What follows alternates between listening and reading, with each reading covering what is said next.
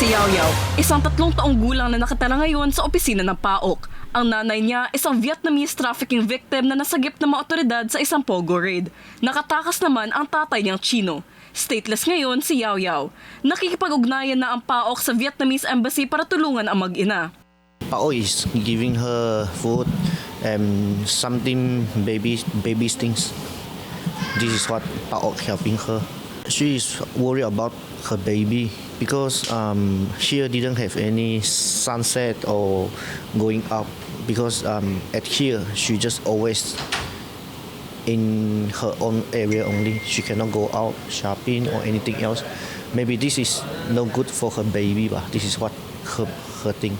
Because everything for her, she says so far for her, actually here so for her is okay. But now the problem is she is worried for her baby.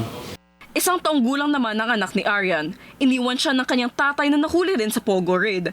Namamblema siya dahil hindi niya alam na nagtatrabaho sa Pogo Hub ang boyfriend niya at nalaman niya lamang ito sa balita. Peace of mind. Simula kasi siyempre nung dinala sila dito, yung pabalik-balik din namin. Tapos yung mga pangamba namin na baka biglang wala na sila dito, wala na pala kami dadalaw. Gamit ang kanilang operational funds, inasikaso ng PAOK ang mga nanay na bubisita bawat linggo para maghingi ng tulong. Nakikipag-ugnayan din sila sa DSWD para sa iba pang pwedeng maitulong ng ahensya. Kami na muna sa PAOK ang nagpo-provide kahit papano ng konting tulong sa kanila kasi nga wala rito yung mga tatay nila no? So wala talagang nagpo-provide ng panggatas, pang-pampers, even paminsan-minsan yung bayad doon sa upa nila sa bahay. Tumutulong na rin kasi kami.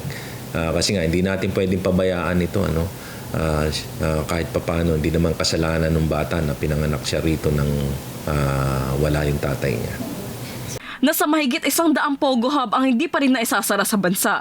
Mayroon namang 700 dayuhang Pogo worker na nasa kustodiya ng PAOK. 235 ang madedeport ngayong linggo.